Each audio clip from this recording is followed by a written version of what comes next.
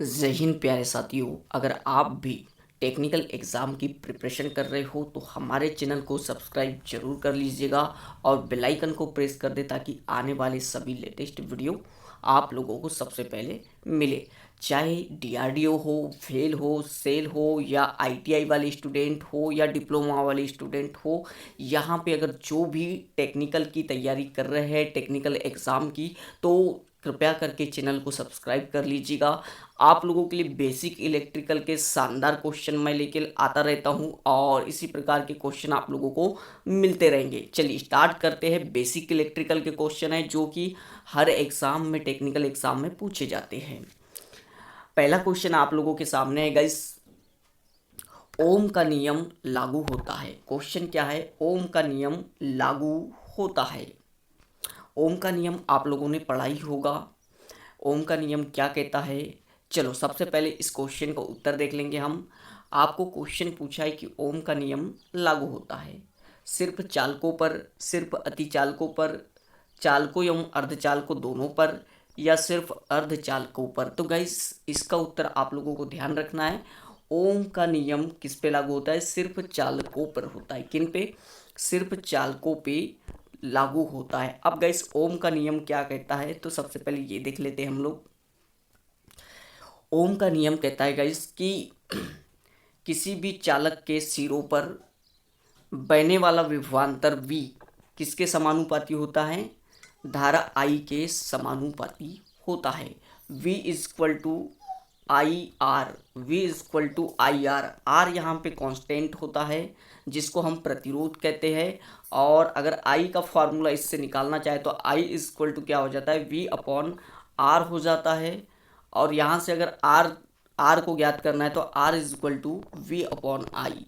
Okay, तीनों ही ज्ञात कर सकते हैं यहाँ से, धारा भी, वोल्टेज भी और रेजिस्टेंस भी। ये फॉर्मूला इंपॉर्टेंट होता है अगर कोई न्यूमेरिकल क्वेश्चन आप लोगों को पूछ लेता है। ओके, न्यूमेरिकल क्वेश्चन के भी आप लोगों के लिए अलग से वीडियो लाया जाएगा। चलिए तो इसका उत्तर ध्यान रखिएगा। ओम का नियम सिर्फ चालकों पर लागू होता है। यह नियम कुचालक और अर्धचालकों पर लागू नहीं होता।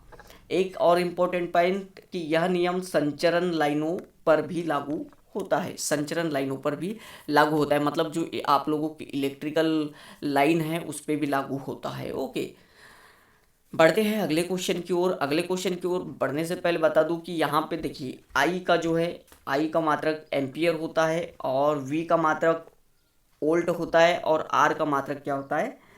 ओम होता है। ओके, नेक्स्ट क्वेश्चन की ओर बढ़ते हैं। वेरी वेरी आईएमपी और most IMP guys. An ideal current source has. एक आदर्श धारा स्रोत, एक आदर्श धारा स्रोत है। वोल्टता का अधिक मान, धारा का अधिक मान, अनंत आंतरिक प्रतिरोध, या फिर आप लोगों का आ जाता है शून्य आंतरिक प्रतिरोध। तो ये क्वेश्चन बार बार एग्जाम में पूछा जाता है। टेक्निकल, हर टेक्निकल एग्जाम में ये क्वेश्चन पूछा जाता है कि एक आदर्श धारा स्रोत है। बताइए आप लोग, वोल्टता का अधिक मान, धारा का अधिक मान, अनंत आंतरिक प्रतिरोध या शून्य आंतरिक प्रतिरोध। सारे के सारे महत्वपूर्ण क्वेश्चन यहाँ पे हम लोग चर्चा करने वाले। आप लोगों को ध्यान रखना होगा, एक आदर्श धारा स्रोत क्या होता है? क्या होता है? अनंत आंतरिक प्रतिरोध होता है। अनंत आंतरिक प्रतिरोध।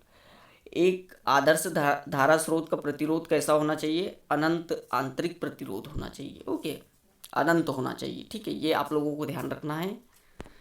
देखिए ये पॉइंट हम लोग पढ़ लेते हैं। एक आदर्श धारा स्रोत का आंतरिक प्रतिरोध अनंत होता है एवं एक आदर्श वोल्टेज का, ध्यान देना आप, आदर्श वोल्टेज की बात करें तो आंतरिक प्रतिरोध शून्य होता है।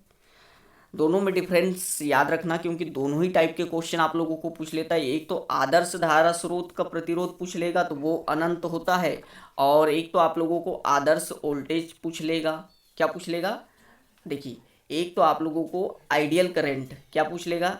आइडियल करंट पूछ लेगा तो उसका अनंत आंतरिक प्रतिरोध होता है, और वोल्टेज का पूछ लिया तो शून्य होता है। बस इतना सा पॉइंट आप लोगों को याद रखना है। बढ़ते हैं नेक्स्ट क्वेश्चन की ओर। नेक्स्ट क्वेश्चन आप लोगों का क्या कहता है कि भारत में पावर संचरण किया जाता है। सिंगल फेज एसी प्रणाली, तीन तार डीसी प्रणाली, या तीन फेज तीन तार प्रणाली, या डीसी दो तार डीसी प्रणाली। तो भारत में जो विद्युत लाइन आप लोगों की संचालित की जाती है वो कैसे की जाती है आपको पता है, 3 phase 3 wire AC system. Okay, 3 phase 3 wire AC system. चलिए देखते हैं हम लोग आगे नेक्स्ट क्वेश्चन। भारत में पावर लाइन को संचालन करने के लिए 3 फेज 3 तार प्रणाली का प्रयोग की जाती है। वितरण लाइनों को 3 फेज 4 तार प्रणाली प्रयोग की जाती है। नेक्स्ट क्वेश्चन की ओर बढ़ते हैं। तो देखिए यहाँ पे the number of atoms in a face centred cubic unit cell, मतलब एक फलक केंद्रित घन इकाई जालक में परमाणुओं की संख्या कितनी। तो इसको आप लोग सिंपल याद रख लोगे, 4 होती है, नोट डाउन कर लोगे। बढ़ते हैं नेक्स्ट क्वेश्चन की ओर। देखिए हमने बोला था आप लोगों को, फिर से क्वेश्चन आ गया है। एक आदर्श वोल्टेज स्रोत के पास क्या होता है, ईएमएफ का मान उच्च होना चाहिए, ईएमएफ का मान निम्न होना चाहिए, या शून्य स्रोत प्रतिरोध होना चाहिए, या फिर अनंत स्रोत प्रतिरोध होना चाहिए। तो इसका सही उत्तर आप लोगों को हमने चर्चा किया है, क्या होना चाहिए, शून्य स्रोत प्रतिरोध होना चाहिए अगर आदर्श वोल्टेज की बात कर रहा है, और अगर आदर्श धारा की बात कर रहा है तो अनंत स्रोत। ओके, चलिए बढ़ते हैं आगे। आगे अगला क्वेश्चन आपका क्या है यहाँ पे, निम्नलिखित में कौन सा बल्ब न्यूनतम ऊर्जा पर चालित होता है। निम्नलिखित में से कौन सा बल्ब न्यूनतम ऊर्जा यानी मिनिमम एनर्जी पर चालित यानी ऑपरेट होता है। तो ये आप लोगों को याद रखना है, कौन सा बल्ब होगा, ये आपका टार्च बल्ब। कौन सा, टार्च बल्ब। इसको कम एनर्जी की आवश्यकता होती है, आपने देखा होगा। ओके, तो देखिए एक बार हम स्पष्ट कर देता है कैसे कम एनर्जी लगता है। न्यूनतम ऊर्जा पर प्रचालित होने वाला बल्ब टार्च में लगने वाला बल्ब होता है, जिसकी इनपुट पावर शक्ति लगभग 1 वोल्ट से 2.5 वोल्ट तक होती है। आजकल टार्च में एलईडी बल्ब का प्रचलन हो रहा है, ये बात सत्य है। आप लोगों ने घरों में टार्च देखा होगा जिसका न्यूनतम वोल्टता लगभग 0.5, जब लगभग 0.5 वोल्ट होती। क्वेश्चन में भी पूछ सकता है कि एलईडी बल्ब का जो न्यूनतम वोल्टता होता है वो कितना होता है, 0.5 वोल्ट होता है। बढ़ेंगे अगले क्वेश्चन की ओर। अगला क्वेश्चन देखिएगा। देखिए ये निम्न में से किसमें इलेक्ट्रोड की खपत नहीं होती, इलेक्ट्रोड की खपत नहीं होती, TIG welding, gas welding, MIG welding या प्रतिरोध वेल्डिंग। तो ध्यान रखना है आपको, टीआईजी वेल्डिंग में इलेक्ट्रोड की खपत नहीं होती है। इलेक्ट्रोड टंगस्टन का बना होता है टीआईजी वेल्डिंग में। ओके, यह इलेक्ट्रोड नॉन कंज्यूमेबल होता है, इनर्ट गैस का प्रयोग होता है जो वायुमंडल से बचाता है। एमआईजी वेल्डिंग में इलेक्ट्रोड क्या होता है, कंज्यूमेबल होता है। इसमें अलग से इनर्ट गैस आर्गन या हीलियम का प्रयोग किया जाता है। कार्बन आर्क वेल्डिंग में इलेक्ट्रोड नॉन कंज्यूमेबल होता है। गैस वेल्डिंग में गैस एसीटोन का प्रयोग किया जाता है। ये आप लोगों को ध्यान रखना है, कुछ इंपॉर्टेंट पॉइंट है। नेक्स्ट आप लोगों का क्वेश्चन में आगे बढ़ता हूँ। वेरी आईएमपी और बहुत ही प्यारा सा क्वेश्चन है, काफ़ी बड़ा है और इसको आराम से देखते हैं और इम्पोर्टेंट भी है। The following figure states which of the following electrical material, दिया गया चित्र निम्न में से किस विद्युत मटेरियल को दर्शाता है। देखिए चित्र को ध्यानपूर्वक देखना है। आप लोगों को पूछा है कि ये चित्र दिया गया है, ये किस विद्युत मटेरियल को दर्शाता है। देखिए ये एक बार चित्र देख लिए, ध्यान से देख लीजिएगा। देखो ऊपर में आप लोगों को कंडक्शन बैंड दिया है, कंडक्शन बैंड, ओके, यानी चालन बंद, ओके, और यहाँ पे वैलेंस बॉन्ड भी दिया है, ओके, वैलेंस बैंड भी दिया है। अब देखिए चालन और संयोजन बंध ये दोनों दिया है, और बीच में आप लोगों का एनर्जी गैप दिया है। क्या दिया है, ये एनर्जी गैप दिया है, 6 इलेक्ट्रॉन वोल्ट का एनर्जी गैप दिया है। तो आप लोगों को बताना है ये कौन से मटेरियल को, कौन से विद्युत मटेरियल को फॉलो करता है। ये आप लोगों का मतलब क्या होना चाहिए, कंडक्टर को फॉलो करता है, चालक को, या इंसुलेटर को, या सेमीकंडक्टर को, मतलब चालक, अर्धचालक या कुचालक, किसको फॉलो करता है यह मटेरियल। तो आप लोगों ने अगर ध्यानपूर्वक अपनी थ्योरी स्टडी किया होगा, इलेक्ट्रिकल की बेसिक थ्योरी, तो इसका आंसर आप लोग कर सकते हो। तो गाइस चलिए इसका सही उत्तर आप लोगों का क्या होगा। देखिए हर वेरी आईएमपी है, ओके, ये टेक्निकल एग्जाम में पूछता ही है। ऑप्शन आप लोगों के सामने दिए है, चालक, कुचालक, अर्धचालक या अतिचालक, सुपर कंडक्टर। अच्छा सुपर कंडक्टर कौन से कहलाते हैं भाई, सुपर कंडक्टर कौन से कहलाते हैं आप लोगों को देखिए, चालक कौन से कहलाते हैं? जिनमें से आसानी से विद्युत धारा का प्रभाव होता है वो चालक कहलाते हैं। कुचालक कौन से कहलाते हैं? जिनमें से इलेक्ट्रॉन फ्लो नहीं होते। देखो, जिनमें इलेक्ट्रॉन फ्लो होता है उनसे इलेक्ट्रिकल यानी विद्युत फ्लो होती है, और जिनसे इलेक्ट्रॉन का फ्लो नहीं होता उसमें विद्युत धारा का प्रभाव नहीं होता। सेमीकंडक्टर में कुछ मात्रा में फ्लो होता है, कुछ मात्रा में नहीं होता, ये ओके। और सुपर कंडक्टर की बात करूँ तो इसमें से क्या होता है कि इसका जो प्रतिरोध है वो शून्य होता है, इसका प्रतिरोध शून्य होता है। ध्यान रखना, क्या होता है? सुपर कंडक्टर में शून्य प्रतिरोध होता है। अब इसके उत्तर की बात कर दूं, कौन से मटेरियल को फॉलो करता है, तो गाइस आप लोगों को बता दूं ये सेमीकंडक्टर को फॉलो करता है। नहीं नहीं नहीं नहीं, ये ध्यान रखना, ये इंसुलेटर को, क्योंकि अर्धचालक में कुछ कुछ इलेक्ट्रिकल फ्लो होती है निम्न मात्रा में। जब हम टेम्परेचर बढ़ाते हैं तो प्रतिरोध कम होता है, और सेमीकंडक्टर से भी एक टाइम पे आप लोगों का जो है विद्युत का चालन होता है, जबकि कुचालक में क्या होता है कि विद्युत का प्रभाव नहीं होता है। तो ध्यान देना है आप लोगों को। यहाँ पे एनर्जी गैप की बात हो रही है, तो देखिए यहाँ पे अगर चालक की बात कर ले एनर्जी गैप, तो एक दूसरे के ऊपर कंडक्शन बैंड और आप लोगों का एक कौन सा बैंड है, ये क्या होता है? कंडक्शन बैंड और वैलेंस बैंड, ये एक दूसरे के ऊपर ओवरलैप होते हैं, मतलब इनमें कोई भी एनर्जी गैप नहीं होता है। जबकि सेमीकंडक्टर में कुछ एनर्जी गैप होता है, ओके। जैसे 1 इलेक्ट्रॉन वोल्ट की एनर्जी गैप यहाँ पे सेमीकंडक्टर में रहेगा, जबकि हम देखते हैं कुचालक में, इंसुलेटर में तो बहुत सारा एनर्जी गैप होता है, बहुत सारा, लगभग 6 इलेक्ट्रॉन वोल्ट का एनर्जी गैप होता है आपके कुचालक में। ये आप लोगों को ध्यान रखना है। बढ़ते हैं नेक्स्ट क्वेश्चन की ओर। तो नेक्स्ट क्वेश्चन आप लोगों का गाइस देखिए, very IMP. According to the IS code, the colour of earth wire is usually, IS code के अनुसार अर्थ वायर का रंग होता है, अर्थ वायर का मतलब जिसको आप ग्राउंड वायर कहते हो ना, ground wire, earthing wire, okay, हाँ, उसका कलर यहाँ पे आप लोगों को पूछा है, रेड होता है, पीला होता है, येलो, ग्रीन, हरा या ब्लैक, काला। तो गाइस ध्यान रखना है आप लोगों को, इसका आंसर क्या हो जाएगा? ग्रीन होता है। कैसा होता है? ग्रीन होता है। I am sorry, earth face. चलिए, आईएस कोड के अनुसार अर्थ वायर का रंग हरा होता है। ध्यान देना यहाँ पे। अच्छा, वो आपका जो मैं बात कर रहा था अर्थिंग वायर, वो अलग हो जाता है। अर्थ मतलब जिससे आप लोगों का फेस आता है उसको अर्थ वायर कहते हैं, ये आप लोगों को ध्यान रखना है। और उसका कलर हरा होता है। देन यहाँ पे वायर हमेशा हरा होना चाहिए, क्योंकि काला रंग न्यूट्रल होता है, ये भी आप लोगों को ध्यान रखना है, जिससे फेस नहीं आता है, ओके। तथा लाल रंग फेस के लिए प्रयोग होता है।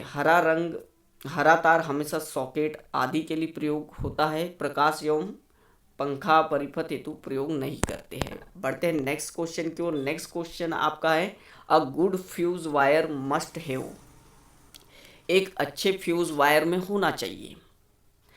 यूपीपीसीएल जेई इलेक्ट्रिकल में पूछा गया था, एक अच्छे फ्यूज वायर में होना चाहिए उच्च गलनांक बिंदु, उच्च ओमी हानिया या उच्च चालकता या उच्च क्षय, क्या होना चाहिए एक अच्छे फ्यूज वायर में? तो देखिए यहाँ पे पूरे के पूरे पॉइंट फ्यूज से जो संबंधित है वो क्लियर करने वाला हूँ मैं। एक अच्छे फ्यूज वायर में उच्च चालकता होना चाहिए, एक पहला पॉइंट। फ्यूज का कार्य सिद्धांत जूल के नियम पर निर्भर करता है। जूल का नियम आपको याद ही होगा, हीट से संबंधित, ओके।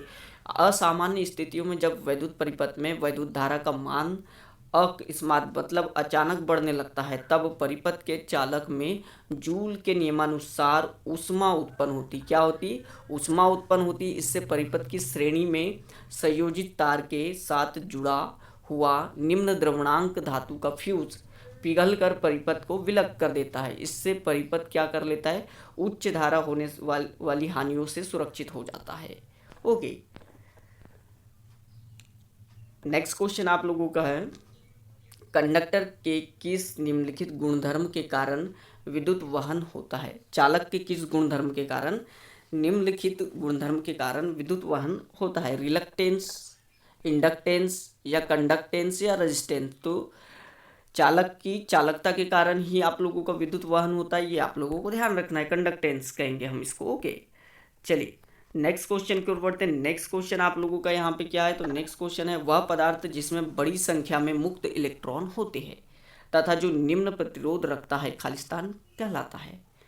बहुत बढ़िया क्वेश्चन है और ये तो इसका सरल है उत्तर देना, कंडक्टर, चालक।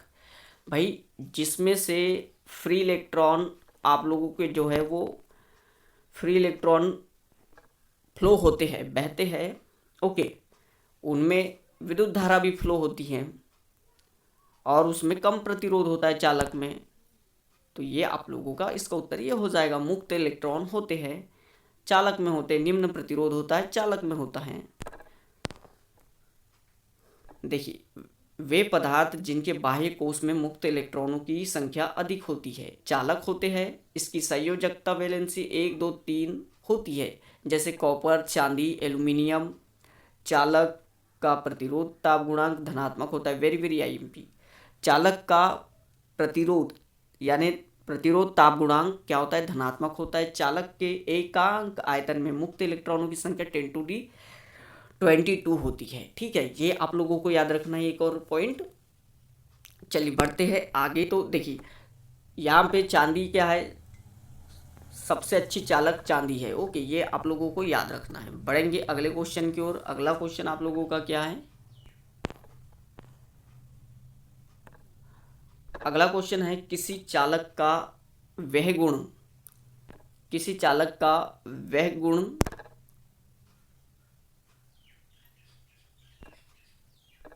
किसी चालक का वह गुण जो उस गुण के विपरीत है जिसमें धारा प्रवाह का विरोध किया जाता है। क्वेश्चन में आप थोड़ा कंफ्यूज हो सकते हो, लेकिन अच्छे से पढ़ोगे तो देखो, किसी चालक का वह गुण जो उस गुण के विपरीत है, जो उस गुण के विपरीत है जिसमें धारा प्रवाह का विरोध होता है। अब धारा प्रवाह का विरोध किस में होता है भी, किस में होता है, प्रतिरोधकता, प्रतिरोधकता में, किसमें, प्रतिरोधकता में होता है। प्रतिरोधकता का कार्य ही है धारा को रोकना, ओके। अब इसके विपरीत कौन है, इसके विपरीत कौन है, तो प्रतिरोधकता में धारा को रोका जाता है, लेकिन चालकता में क्या किया जाता है, चालकता में क्या किया जाता है, धारा को पास किया जाता है, धारा का प्रभाव होता है। तो इसका सही उत्तर आपका ये हो जाएगा, कंडक्टेंस, चालकता। चलिए ये देखिए, याद रखना चालकता के विपरीत है प्रतिरोध = 1/चालकता। ठीक है, एक दूसरे के विपरीत होते प्रतिरोध और चालकता, ये हमेशा आपको याद रखना है। चलिए ये इम्पोर्टेंट, धातु उष्मा के अच्छे सुचालक होते हैं, धातु उष्मा के अच्छे सुचालक होते हैं क्योंकि उनके परमाणु तेजी से संघट करते हैं, उनके परमाणु एक दूसरे से दूर होते हैं, वे मुक्त इलेक्ट्रॉन रखते हैं या वे उच्च घनत्व वाले होते। तो आप लोग सीधा सीधा इसका उत्तर दे दोगे, बहुत ही बढ़िया और बहुत ही शानदार, ओके। चलिए तो इसका सही उत्तर क्या हो जाएगा आप लोगों का, उनके परमाणु तेजी से संघट होते हैं। बढ़ते हैं नेक्स्ट क्वेश्चन की ओर। तो नेक्स्ट क्वेश्चन आपका क्या है, एक फ्यूज तार में होता है, एक फ्यूज तार में होता है, ये आप लोगों को अलग अलग ऑप्शन दे रखा है, कम विशिष्ट प्रतिरोध और उच्च गलनांक, कम विशिष्ट प्रतिरोध और कम गलनांक, उच्च विशिष्ट प्रतिरोध उच्च गलनांक, या उच्च विशिष्ट प्रतिरोध और कम गलनांक।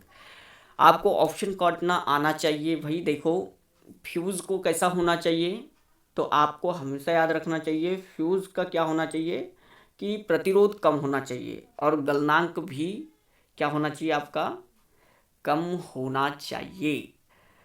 तभी तो आप लोगों का फ्यूज जो है, अगर धारा आप लोगों की अधिक मात्रा में आती है उष्मा, तो वो पिघल कर आप लोगों का जो है सर्किट को खराब होने से बचा सकता है।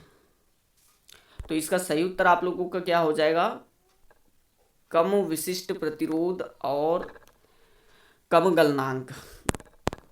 चलिए चारों की चारों विशेषताएं आप नोट डाउन कर लोगे। एक फ्यूज तार में निम्न विशेषताएं होनी चाहिए, निम्न विशिष्ट प्रतिरोध, निम्न गलनांक, निम्न ओमिक हानि और उच्च चालकता होना चाहिए, ओके। नेक्स्ट क्वेश्चन की ओर बढ़ते हैं। तो नेक्स्ट क्वेश्चन आप लोगों का क्या है, किसी सेलों के संयोजन में आउटपुट वोल्टता में वृद्धि होती है, तब संयोजन किस प्रकार का होता है। बहुत बढ़िया और शानदार क्वेश्चन भाई। तो ये देखिए आप लोग, इसका सही उत्तर क्या होगा? इसका सही उत्तर आप लोगों को ध्यान रखना है श्रेणी में, ठीक है। कैसे? श्रेणी क्रम में, ओके। सेलों के संयोजन में आउटपुट उल्टता में वृद्धि होती है, तब संयोजन किस प्रकार का होता है? कब कैसा होता है? श्रेणी में होता है। देखिए, सेलों को श्रेणी में संयोजन करने इसकी आउटपुट उल्टता में वृद्धि होती है तथा धारा का मान समान रहता है श्रेणी क्रम में, सेलों में, ओके। यदि सेलों को समांतर में संयोजन करने पर इसकी आउटपुट में धारा का मान बढ़ता है तथा उल्टता समान रहती है। तो गाइस, यह थी आप लोगों की बेसिक इलेक्ट्रिकल की फर्स्ट क्लास। इसी प्रकार के आईएमपी और मोस्ट आईएमपी क्वेश्चन आप लोगों के लिए लेकर आते रहेंगे। हमारे चैनल को अधिक से अधिक सब्सक्राइब कीजिए, वीडियो को शेयर कीजिए, और हाँ, डिस्क्रिप्शन बॉक्स में स्टूडेंट वार टेलीग्राम चैनल की लिंक दे दी जाएगी, वहाँ भी इंपॉर्टेंट जानकारी आप लोगों के लिए शेयर की जाती है। Thank you guys.